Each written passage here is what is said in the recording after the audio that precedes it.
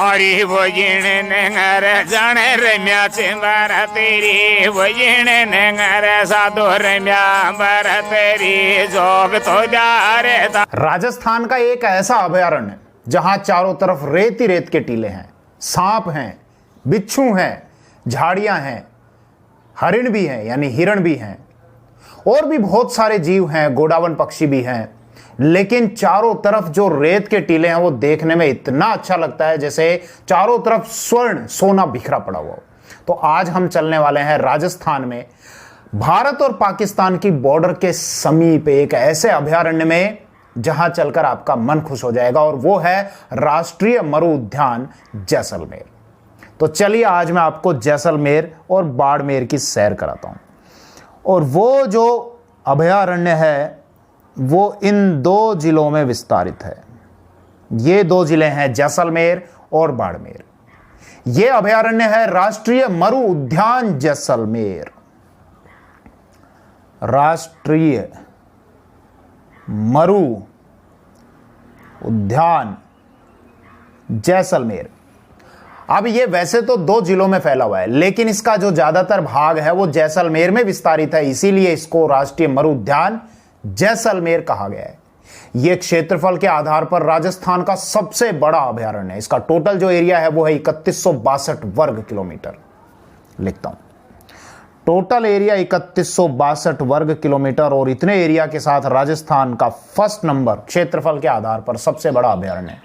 लेकिन अगर दूसरे अभयारण्य की हम बात करें क्षेत्रफल के आधार पर, तो वो है कैला देवी अभयारण्य, और उसके लिए यहां आ जाइए करौली और सवाई माधोपुर की तरफ। तो राजस्थान के करौली और सवाई माधोपुर जिलों में फैला हुआ है कैला देवी अभयारण्य, जो मुख्य रूप से करौली जिले में है, और यह क्षेत्रफल के आधार पर राजस्थान का दूसरा अभयारण्य है, और इसका क्षेत्रफल लगभग 676 वर्ग किलोमीटर है। खैर, हमारा जो विषय है वो है राष्ट्रीय मरु उद्यान जैसलमेर। हालांकि इसके नाम के आगे राष्ट्रीय लगा हुआ है, लेकिन ये नेशनल पार्क नहीं है, ये एक सेंचुरी है।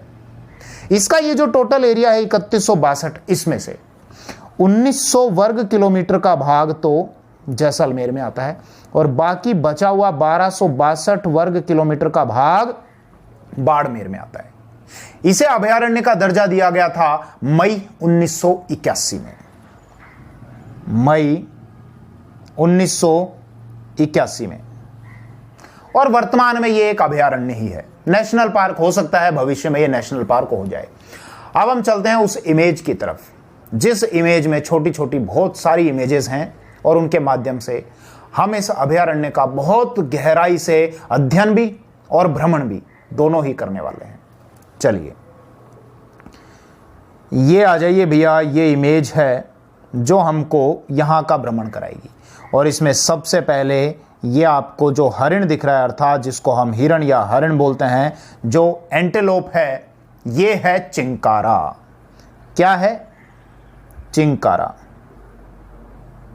किसी और इमेज की तरफ चलते हैं। चिंकारा की एक दूसरी इमेज भी लगाई हुई है, ये देखिए, ये है चिंकारा। और ये राजस्थान का वन्य जीव श्रेणी का राज्य पशु है। यह है राज्य पशु। कौन सी श्रेणी का? वन्य जीव श्रेणी का। हालांकि राजस्थान के दो राज्य पशु हैं, एक वन्य जीव श्रेणी का वो है चिंकारा, और एक है घरेलू श्रेणी का वो है ऊंट। इसको राज्य पशु का दर्जा दिया गया था 1981 में, 1981 में। और इसका साइंटिफिक नाम ध्यान रखना, इसको कहा जाता है गजेल। Gazelle Gazelle Gazelle. तो जब आप जैसलमेर में जाएंगे तो वहां देखना, वहां जो घास उग रही है, सेवण घास या और भी बहुत सारी घास, वहां पर यह आपको भागता हुआ, छलांगे लगाता हुआ दिखाई देगा। और ये रेत में मिल जाता है, यानी कि रेत का जैसा रंग है वैसा ही रंग इसका है। तो स्वतंत्र रूप से यह हमको राष्ट्रीय मरु उद्यान जैसलमेर में देखने को मिलता है। लेकिन इसके अतिरिक्त अगर आप बहुत बड़ी संख्या में इनको देखना चाहते हैं तो जयपुर आ सकते हैं। जयपुर में नाहरगढ़ अभयारण्य है, और नाहरगढ़ अभयारण्य में भी ये आपको बहुत बड़ी संख्या में देखने को मिल जाएंगे। ठीक है, ओके। अब हम बात कर लेते हैं, अच्छा मैं ऊंट के बारे में और आपको बता रहा था, ये तो है वन्यजीव श्रेणी का, जबकि ऊंट है घरेलू श्रेणी का। दरअसल राजस्थान सरकार ने वर्ष 2014 में ऊंट, लिख देता हूं, घरेलू श्रेणी का राज्य पशु, एक मिनट, राज्य पशु, और वर्ष 2014 में उसको राजस्थान सरकार ने घरेलू श्रेणी का राज्य पशु घोषित किया। उसका कारण यह था कि राजस्थान में ऊंटों की जो संख्या है वो लगातार गिरती जा रही थी। ऊंटों को मारा जा रहा था और ऊंटों की तस्करी की जा रही थी। इसीलिए ऊंटों की गिरती संख्या को कम करने के लिए सरकार ने उसको वैधानिक संरक्षण दे दिया और घरेलू श्रेणी का राज्य पशु घोषित कर दिया। ठीक है, आगे बढ़ते हैं। तो ये पहली इमेज की बात तो हो गई, चिंकारा या गजेल की हमने बात कर ली। ठीक है, अच्छा दूसरा देखिए, ये दूसरा जो चित्र है बड़ा ही सुंदर चित्र है और ये एक पक्षी है जिसको हम बोलते हैं गोडावन पक्षी। कौन सा? गोडावन पक्षी। जैसलमेर में जाइए, रेत के टीलों में कहीं कहीं घास भी उग रही है। वो घास है सेवण घास जिसकी मैं बात करूंगा। वहीं पर आपको ये गोडावन पक्षी भी घूमता हुआ नजर आएगा और दूर से ऐसा लगेगा जैसे शुतुरमुर्ग हो, लेकिन ये शुतुरमुर्ग जैसा लगता है जबकि शुतुरमुर्ग नहीं है। उसी की तरह बहुत भारी पक्षी है, लेकिन शुतुरमुर्ग उड़ नहीं सकता और ये उड़ सकता है। इसका जो साइंटिफिक नेम है वो है एल्डियोटिस नाइग्रिसेप्स या क्रायोटी नाइग्रिसेप्स उसको बोलते हैं। लिखता हूं मैं, एक मिनट, एल्डियोटिस नाइग्रिसेप्स या क्रायोटी भी इसको बोलते हैं, क्रायोटी और आगे नाइग्रिसेप्स। इसके अलावा देखो इसको और भी बहुत सारे नामों से जानते हैं। बड़ा शर्मीला पक्षी है, आप जाएंगे तो आपको देख के भी शर्म आ जाएगा। अलग अलग नामों से भी जाना जाएगा। कौन कौन से नाम? सोहन चिड़िया, माल मोरडी, हुकना, गुधनमेर, ये बहुत सारे नाम हैं इसके। कौन कौन से? माल मोरडी, क्या बढ़िया नाम है, हुकना, गुधनमेर, गुधनमेर, सोहन चिड़िया या सोन चिड़ैया जिसको हम बोलते हैं। लेकिन समस्या पता क्या है? समस्या यह है कि इसकी संख्या जो है वो लगातार गिरती जा रही है और एक संस्था IUCN, international union for conservation of nature, ने इसको क्रिटिकली एंडेंजर्ड श्रेणी में घोषित किया हुआ है। क्रिटिकली एंडेंजर्ड का अर्थ यह है कि भविष्य में इसकी जो संख्या है वो समाप्त हो सकती है। किसने कहा है ये? IUCN, जिसके बारे में पहले के वीडियोस में मैं बता चुका हूं, इसीलिए मैं नहीं समझता उसी विषय को बार बार दोहराया जाए। तो IUCN, international union for conservation of nature, जिसकी स्थापना 5 अक्टूबर 1948 को हुई थी और उसी के द्वारा एक किताब निकाली जाती है जिसको हम रेड डाटा बुक बोलते हैं। रेड डाटा बुक जो 1964 से प्रकाशित की जा रही है। रेड डाटा बुक के अंतर्गत जितने भी वन्य जीव हैं उनका अलग अलग स्टेटस दिया हुआ होता है, अर्थात उनकी श्रेणी दी हुई होती है, जिसके आधार पर हमें यह पता चलता है कि कौन से जीव ऐसे हैं जो संकटग्रस्त हैं, कौन से जीव हैं जो विलुप्त होने के कगार पर हैं। तो उसी IUCN के द्वारा जारी की गई रेड डाटा बुक के अंतर्गत इस पक्षी को क्रिटिकली एंडेंजर्ड श्रेणी दी गई है। कौन सी? CR, क्रिटिकली एंडेंजर्ड, यानी आपको विचार करने की आवश्यकता है। और भारत सरकार ने भी इस पक्षी को संरक्षित करने के लिए इसको वैधानिक संरक्षण दिया हुआ है। वन्य जीवों को संरक्षण देने के लिए जो कानून बनाया गया था, भारतीय वन्य जीव संरक्षण अधिनियम 1972, कब बनाया गया था? 1972। तो उस वन्य जीव संरक्षण अधिनियम के अनुसूची 1 में, यानी कि टॉप अनुसूची होती है, यह अनुसूची 1 के अंतर्गत इस पक्षी को संरक्षण दिया गया है। राजस्थान सरकार ने भी ऐसे ही बहुत सारे प्रयास किए और राजस्थान सरकार ने इस पक्षी को संरक्षित करने के लिए एक विज्ञापन भी जारी किया था और उस विज्ञापन का जो वाक्य था वो था, मेरी उड़ान न रोकें, यानी मुझे उड़ने से मत रोको, मुझे उड़ने दो, मुझे जिंदा रहने दो। तो क्या था? मेरी उड़ान न रोकें, तो मत रोको भैया, उड़ने दो। अब देखो एक मैं आपको मैप दिखाता हूं और देखते हैं इसका कहां कहां कितना कितना डिस्ट्रीब्यूशन है, यानी कि इसकी डेंसिटी हमको इस पक्षी की कहां कहां कितनी कितनी देखने को मिलती है। ये इंडिया का मैप है। इसमें देखो ये जो मैं सर्किल कर रहा हूं ये वो हिस्सा है जो इंडिया और पाकिस्तान की तरफ का है, यानी यहां पर ये राजस्थान का हिस्सा, मैं कलर चेंज करूं, ये जो मैं रेड कर रहा हूं इधर राजस्थान का हिस्सा और इधर इस साइड में पाकिस्तान का, तो यहां पर आपने फोकस किया, इस पक्षी को डॉट के माध्यम से भारत के इस मैप पर दर्शाया गया है, जिसमें सबसे ज्यादा जो डेंसिटी या घनत्व है वो यहां पर राजस्थान के क्षेत्र में हमको देखने को मिलती है। लेकिन इसके अतिरिक्त ये पक्षी पंजाब में भी मिल जाएगा, हरियाणा में भी मिल जाएगा, मध्य प्रदेश में भी मिल जाएगा, उत्तर प्रदेश में भी मिल जाएगा, महाराष्ट्र में भी, कर्नाटक में भी, तमिलनाडु में भी, उड़ीसा में भी मिल जाएगा आपको। लेकिन सबसे ज्यादा इसकी जो डेंसिटी है वो इसी क्षेत्र में यहां पर हमको मिलेगी। ठीक है, ओके। अब ये हो गई बात इसकी गोडावण की। कुछ और समझ लेना इससे संबंधित कुछ और बातें ये हैं। ये तो हमको पता है कि ये मुख्य रूप से राजस्थान में राष्ट्रीय मरु उद्यान जैसलमेर में देखने को मिल जाता है। लेकिन इसके अतिरिक्त राजस्थान के ऐसे 2 क्षेत्र और हैं जहां पर ये हमको देखने को मिलता है। एक तो है सोरसन का क्षेत्र जो 12 जिले में आता है, एक है सोकड़िया का क्षेत्र जो अजमेर जिले में आता है। मैं मैप से बताता हूं, यहां पर आइए, यहां पर इसको मैं एक बार हटा देता हूं। एक तो मुख्य रूप से ये कहां देखने को मिलेगा, यहां इस राष्ट्रीय मरु उद्यान में। इसके अतिरिक्त 12 में आइए, ये 12 जिला है, 12 जिले में एक जगह है सोरसन, सोरसन यहां भी हमको देखने को मिलता है। इसके अतिरिक्त अजमेर में एक जगह है सोकलिया, ये अजमेर, यहां पर भी हमको ये पक्षी देखने को मिल जाता है। ठीक है, देखिए इस पक्षी की क्या विशेषता है। ये पक्षी वहां घूमता रहता है, एक घास उगती है यहां इस क्षेत्र में, राष्ट्रीय मरु उद्यान जैसलमेर की ओर एक घास उगती है और वो घास है सेवन घास। मैं दिखाता हूं आपको, ये देखो ये पक्षी खड़ा दिख रहा है, ये गोडावण पक्षी है और जिस घास में खड़ा है ये है सेवन घास। सेवन घास जो है ये लगभग 1 मीटर के आसपास की ऊंचाई की होती है और इस घास की एक विशेषता है कि इसमें प्रोटीन बहुत अच्छी मात्रा में होता है। प्रोटीन है तो इसीलिए वो पशु जो दूध देते हैं अर्थात दुधारू पशु जैसे गाय भैंस हो गई उनके लिए ये घास बहुत अच्छी है। इसके अतिरिक्त गोडावण पक्षी भी इस घास में अपने अंडे देता है। बड़ी बड़ी घास है इसलिए इस पक्षी को लगता है कि इस घास में मेरे जो अंडे हैं वो सुरक्षित रहेंगे। कौन सी घास की मैं बात कर रहा हूं, सेवण, यहां लिखता हूं, ये रेड कलर है, सेवण घास बहुत अच्छी घास है। ध्यान रखना ये घास अगर खड़ी हुई है, उगी हुई है तो इसको सेवण घास कहते हैं और अगर इसको काट लिया जाए तो इसका कटा हुआ रूप कहलाता है लीलोण। क्या, लीलोण।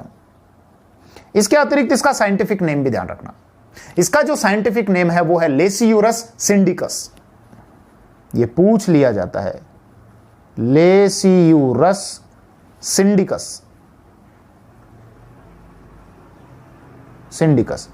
इसके अतिरिक्त अगर घास पर मैं चर्चा करना चाहूं तो और भी राजस्थान में उगने वाली बहुत सारी घास हैं जिन पर चर्चा की जा सकती है, जैसे बूर हो गई, सुगनी हो गई, ओलेवरी हो गई, मोड़ा हो गई, मोथिया हो गई, करड़ हो गई, अंजन हो गई।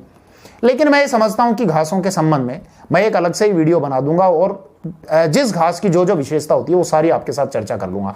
हालांकि जो राजस्थान के फिजिकल डिवीजन के जो पार्ट है वहां पर थार के डेजर्ट को पढ़ाते समय मैंने राजस्थान की लगभग सभी घासों पर आपके साथ काफी विस्तृत रूप से चर्चा कर ली थी, लेकिन फिर भी एक वीडियो में स्पेशल घास के ऊपर भी बना दूंगा। ठीक है, आगे बढ़ते हैं।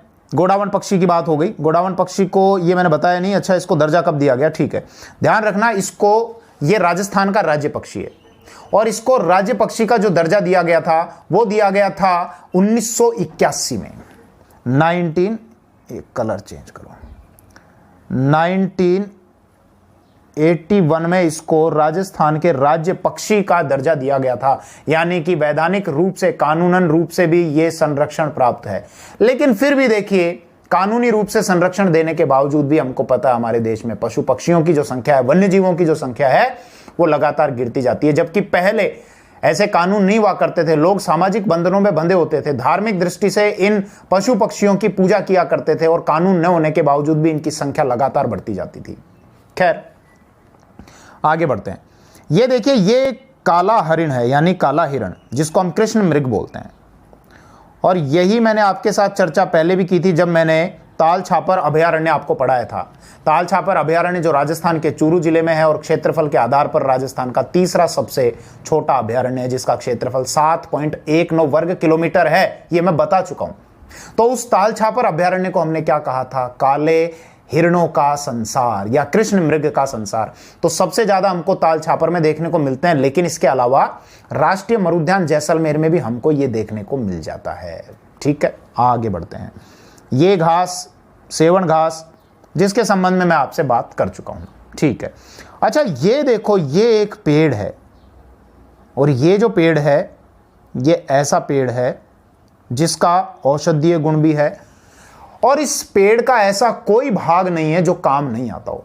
ये पेड़ ऐसा है जिसने जब राजस्थान में छप्पनिया अकाल पड़ा था, विक्रम संवत 1956 और ईस्वी 1899, जब छप्पनिया अकाल पड़ा था तो लोगों ने इस पेड़ की छाल को खाकर अपनी जान बचाई थी। यह पेड़ ऐसा है जिसको बचाने के लिए 363 विश्नोइयों ने अपने प्राणों का बलिदान दे दिया था। इस पेड़ के संबंध में हमको थोड़ी बहुत तो बात करनी ही चाहिए, तो इसकी मैंने एक इमेज लगाई है और फिर मैं बात करता हूं। यह वृक्ष है खेजड़ी का वृक्ष। कहां गई खेजड़ी की इमेज? यह रहा खेजड़ी का वृक्ष। यह जो वृक्ष है मुख्य रूप से यह ऐसे क्षेत्रों में उगता है जहां पर पानी कम है, जहां पर धूप जो है वो बहुत ज्यादा होती है। खेजड़ी के वृक्ष की क्या क्या विशेषताएं हम एक बार बात करते हैं। यह वृक्ष, भले ही आप इसको खेजड़ी बोल दो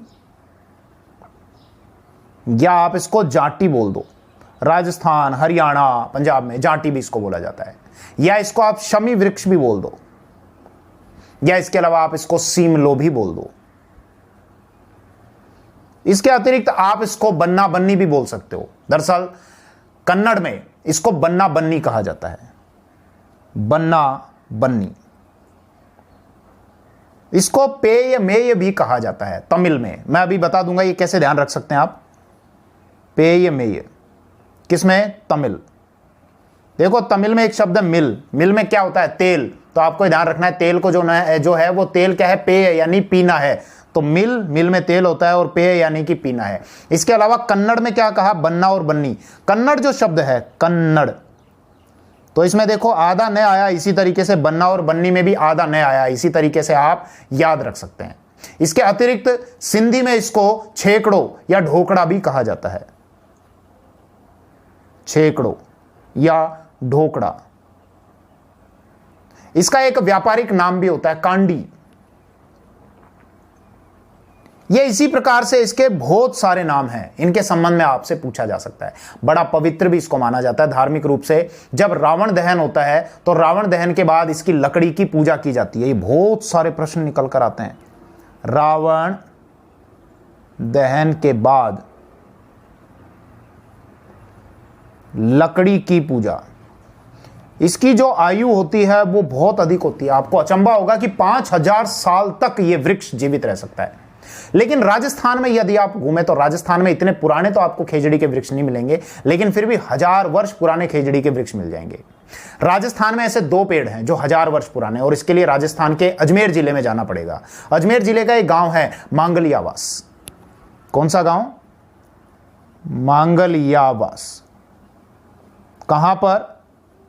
अजमेर। वहां पर आपको 1000 वर्ष इतने पुराने जो है ये 2 पेड़ वहां पर मिल जाएंगे। इसका साइंटिफिक नेम भी ध्यान रखना। इसका साइंटिफिक नेम है प्रोसेपिस सिनेरेरिया।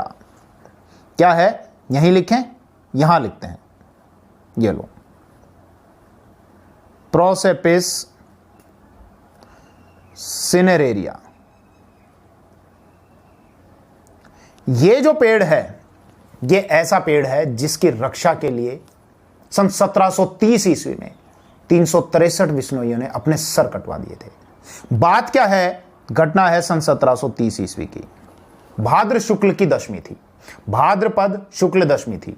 और इस दिन क्या हुआ? जोधपुर के जो शासक थे महाराजा अभय सिंह, उनको भवन निर्माण के लिए लकड़ी की आवश्यकता थी कि लकड़ी को जलाकर फिर चूना पकाया जाए और उस चूने से भवन निर्माण किया जाए। इसलिए महाराजा अभय सिंह ने अपने सैनिकों को आदेश दिया कि जाओ और लकड़ी काट कर लाओ। तो गिरधर दास भंडारी के नेतृत्व में कुछ सैनिक गए और ये सैनिक पहुंचे जोधपुर के खेजड़ली गांव में।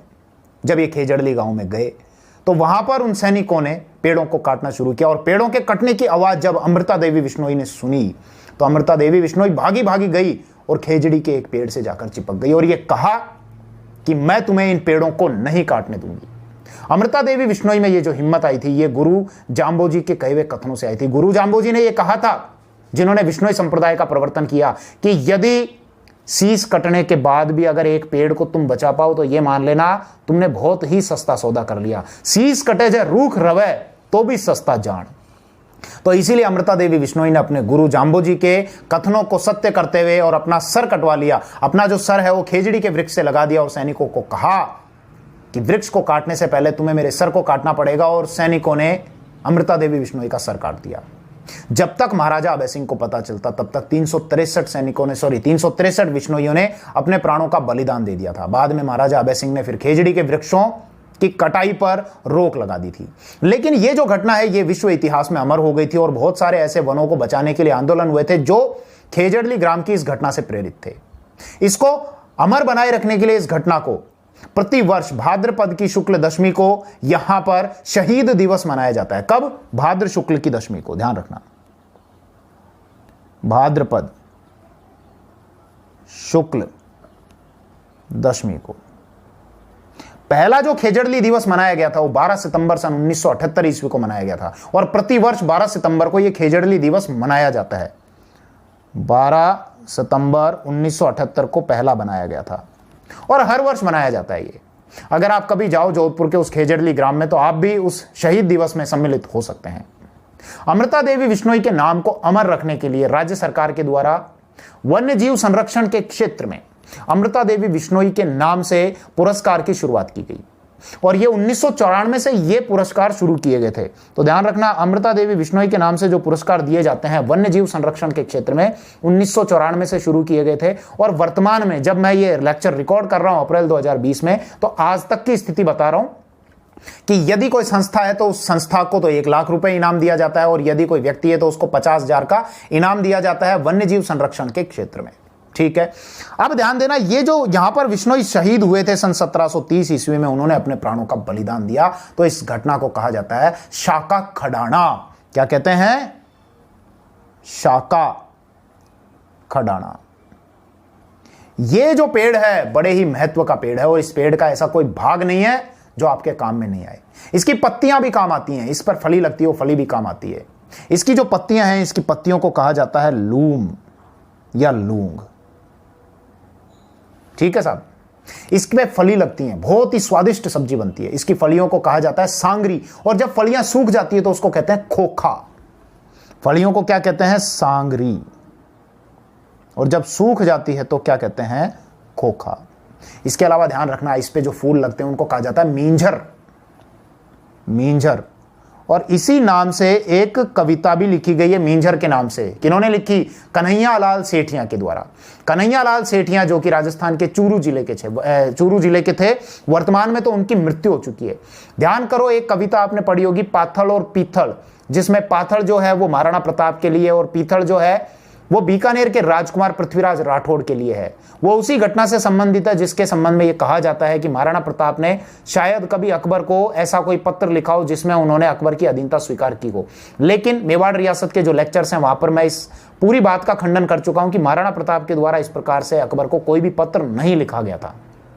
ये केवल किंवदंतियां हैं और ये चलती हुई आ गई। तो वो कन्हैया लाल सेठिया की हम बात कर रहे थे जो राजस्थान के चूरू जिले से संबंधित है, जिन्होंने पाथल और पिथल लिखा और उन्हीं के द्वारा ही मींझर भी लिखा गया है। और मींझर क्या कहते हैं? खेजड़ी पर लगने वाले फूल को कहते हैं। इसके अलावा ध्यान रखना कि जब राजस्थान में एक अकाल पड़ा था 1899 ईस्वी, या तो ईस्वी बोल दो, अगर विक्रमी संवत बोलो तो आप बोलोगे 1956। यहां लिखूं, थोड़ा क्लियर नहीं दिख रहा। 1956 विक्रम संवत। ऐसी स्थिति हो गई थी, लोगों के पास में ना भोजन था ना पानी था। ऐसी स्थिति में लोगों ने इसकी छाल को छीलकर और अपना भोजन बनाया और अकाल की समाप्ति तक खेजड़ी के वृक्ष ने लोगों के प्राणों की रक्षा की। तो ये खेजड़ी बड़े ही महत्व का पेड़ है और इससे रिलेटेड ये सारी बातें अगर आपको स्क्रीनशॉट लेना हो तो ले लेना। इसके अलावा कुछ और बात ध्यान रखना जो मेरे दिमाग में आई कि राजस्थान में एक ऑपरेशन भी चलाया गया था, वो था ऑपरेशन खेजड़ा। इस खेजड़ी के वृक्ष से रिलेटेड था ऑपरेशन खेजड़ा जो 1991 में शुरू किया गया था। सवाल पूछ लिया जाता है ऑपरेशन खेजड़ा कब से चलाया गया? ऑपरेशन खेजड़ा तो कब से चलाया गया था? 1991 में। इसके अलावा आपने एक आंदोलन का नाम सुना होगा, चिपको आंदोलन। वो चिपको आंदोलन इसी खेजड़ी के बचाने के आंदोलन से ही प्रेरित था। अमृता देवी बिश्नोई ने खेजड़ी के वृक्ष से चिपक कर इसको बचाने का प्रयास किया था, इसीलिए इसी से प्रेरित होकर बाद में एक आंदोलन चलाया गया था, चिपको आंदोलन। इसके अतिरिक्त ध्यान रखना, खेजड़ी के वृक्षों को बढ़ाने के लिए, इनकी संख्या को बढ़ाने के लिए एक और अभियान चलाया गया था, रूख भाए लो। रूख भाए लो, ये खेजड़ी की बात हुई। और ये कहां मिलेंगे आपको देखने को? ये मुख्य रूप से राष्ट्रीय मरुद्यान जैसलमेर में देखने को मिलेंगे। तो कभी जब घूमने के लिए जाओ और आपको प्यास लग रही हो और धूप आपके सिर पे पड़ रही हो, तपता सूरज आपके सिर पे हो, तो उस खेजड़ी के वृक्षों की जितनी भी छाया हो थोड़ी बहुत, वहां जाकर बैठकर ठंडा ठंडा पानी पीना, आपको आनंद आ जाएगा। चलिए आगे बढ़ते हैं। तो ये कहां गया हमारा चित्र? खेजड़ी की बात हो गई, गजल यानी कि चिंकारा की बात हो गई, गोडावन की बात हो गई, काले हिरण की बात हो गई, सेवन घास की बात हो गई। अच्छा, ये एक देखो खेजड़ी के वृक्ष के ऊपर ये एक कीड़े का चित्र मैंने लगाया हुआ है। तो ध्यान रखना, ये खेजड़ी के वृक्ष को भी कुछ कीड़ों से और कुछ फंगस से नुकसान होता है। एक तो इस पर एक कीड़ा लगता है, वो कीड़ा है सेलेस्ट्रेना। कौन सा? सेलेस्ट्रेना। ये कीड़ा है, ये हालांकि एक चित्र ही लगाया गया, वास्तविक सेलेस्ट्रेना नहीं है, लेकिन खेजड़ी के वृक्ष को खोखला कर देता है कीड़ा, सेलेस्ट्रेना। और इसमें एक फंगस भी लगता है जिसको कहा जाता है ग्लाइकोट्रमा। ग्लाइकोट्रमा, ये ध्यान रख लेना, इन दोनों से इस खेजड़ी के वृक्ष को नुकसान पहुंचता है। सेलेस्ट्रेना जो एक कीड़ा है और ग्लाइकोट्रमा जो एक फंगस है। ओके, आगे बढ़ते हैं। अब ये भैया एक सांप है और ये सांप भी आपको वहां पर मिलेगा। हालांकि सांप बिच्छू बहुत मिलेंगे, कोबरा भी मिलेगा, लेकिन ये सांप ऐसा है जिसके नाम को लेकर उस क्षेत्र के लोगों में बड़ी दहशत होती है, और ये है पीवड़ा। कौन सा सांप? पीवड़ा। तो बड़े सचेत रहना, रेत में जब बैठो तो बड़ी सावधानी से बैठना, क्योंकि इसका जो रंग है वो रेत के रंग के समान ही है, और पता नहीं चलता कि कब ये रेत में से होता हुआ आपके पास में आ जाएगा। जहरीला सांप है। अब देखिए इसके कुछ चित्र और रह गए हों तो उसकी बात करते हैं। ये आ जाइए यहां पर, ये है आकल वुड फॉसिल्स पार्क। तो जब आप यहां पर घूमने के लिए जाएंगे राष्ट्रीय मरुद्यान जैसलमेर में, तो जैसलमेर के दक्षिणी भाग में आप जाना, मैप पे आप आओ। जैसलमेर का ये दक्षिणी भाग है यहां पर, और यहां पर आपको करोड़ों वर्ष पुराने जीवाश्म मिलेंगे, अर्थात जीवों के अश्म या जीवों के अंश, उसी को कहा जाता है जीवाश्म। और उनको संरक्षण देने के लिए यहां पर एक पार्क बनाया गया है जिसको आकल वुड फॉसिल्स पार्क कहा जाता है, और ये इसी राष्ट्रीय मरुद्यान जैसलमेर में आता है जो जैसलमेर के दक्षिणी भाग में है। इसका भी भ्रमण करना, यहां पर भी आप जाकर आना, और करोड़ों वर्ष पुराने जो अंश हैं उनको भी आप जाकर देखना। अच्छा, इसके अलावा और कुछ बचा रह गया हो तो मैं देख लेता हूं एक बार। अच्छा, ये ध्यान देना भैया, ये मेंढक राजा, ध्यान देना, ये मेंढक है। हालांकि ये मेंढक का एक चित्र मैंने लगाया है, ये वास्तविक प्रजाति नहीं है, लेकिन अगर आप यहाँ राष्ट्रीय मरुद्यान में जाएंगे तो आपको यहाँ एक विशेष मेंढक मिलेगा, विशेष मेंढक की एक प्रजाति मिलेगी, और वो है एंडरसन। एंडरसन। तो ये पूछा जा सकता है कि एंडरसन जो है वो किसकी एक प्रजाति है? तो मेंढक की प्रजाति है। ठीक है साहब।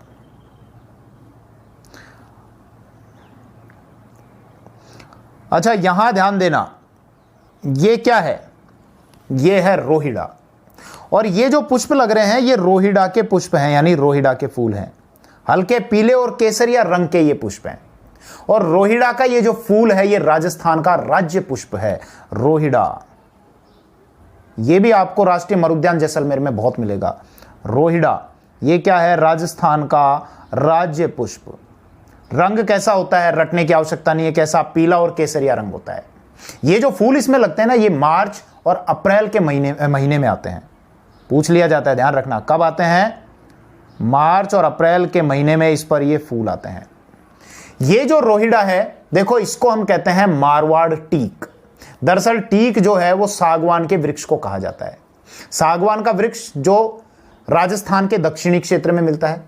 राजस्थान का एक अभयारण्य है सीता माता अभयारण्य, और सीता माता अभयारण्य को कहा जाता है सागवान के वृक्षों का अभयारण्य। यह बात हो चुकी थी, लेकिन सागवान का जो वृक्ष है उसको टीक कहते हैं, उसकी लकड़ी बहुत मजबूत होती है। और ये जो है रोहिड़ा, इसको कहते हैं मारवाड़ टीक।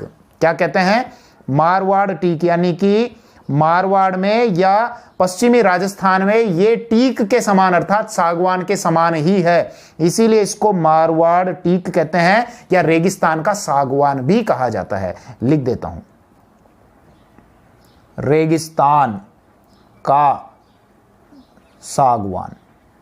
इसी को कहते हैं मरु शोभा। मरुस्थल की ये शोभा है, क्योंकि मरुस्थल में आपको इतने सुंदर सुंदर फूल दिखेंगे, इसीलिए इसी को कहते हैं मरु शोभा। इसका साइंटिफिक नेम ध्यान रखना भैया, साइंटिफिक नेम है टिकोमेला अंडुलटा। टिकोमेला अंडुलटा। अंडुलटा या अंडुलाटा या अंडुलेटा, अलग अलग नाम किताबों में मिलेंगे। टिकोमेला अंडुलटा, ये ध्यान रख लेना। और ये इसका अगर स्क्रीनशॉट लेना चाहो तो इसका स्क्रीनशॉट ले लेना, मैं इसको हटा देता हूं। ये था हमारा राष्ट्रीय मरुद्यान जैसलमेर। कभी घूमने जाओ तो घूमने जाना, मुझे भी बताना कि साहब हम घूमने गए और जो जो आपने वीडियोस में बताया था हमने लगभग वो सारी बातें यहां पर देखी। थैंक यू, धन्यवाद, जय हिंद।